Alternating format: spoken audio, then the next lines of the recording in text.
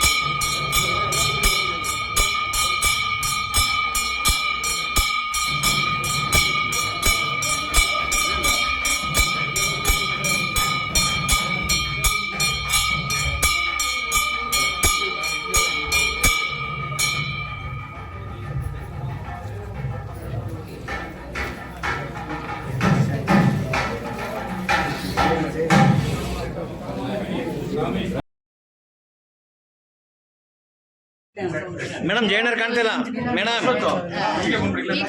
ಕಾಣಿಸ್ತಿಲ್ಲ ಜೈನರು.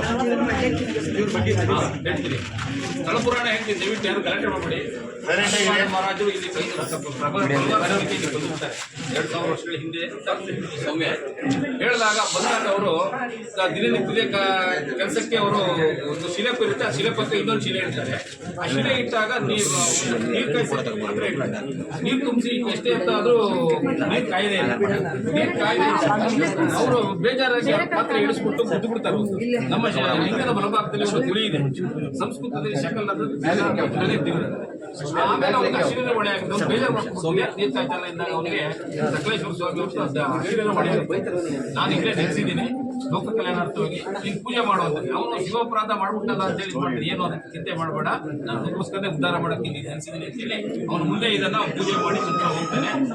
ಲೇಟ್ 2000 ವರ್ಷ ಅಂತ ಹೇಳ್ತಾರೆ. ಅಟ್ಲೀಸ್ಟ್ ಗರ್ಭ ಮೂಲ ಕೊಡಿ, ಆಮೇಲೆ ಇದೆಲ್ಲ ಆಯ್ತು. ಆಮೇಲೆ ಅಂದ್ರೆ ಕಂಬದ ಗಣಪತಿ ಈಗ ಚಂದ್ರಶೇಖರ ಭಾರತಿಗಳು ಒಂದ್ಸಲ ಬಂದಾಗ ಗಂಧದಲ್ಲಿ ಬಿಡಿಸ್ಕೊಂಡು ಪೂಜೆ ಮಾಡಿದ್ದು ಅಂತ ಹೇಳಿ ಇದು ಉಂಟು.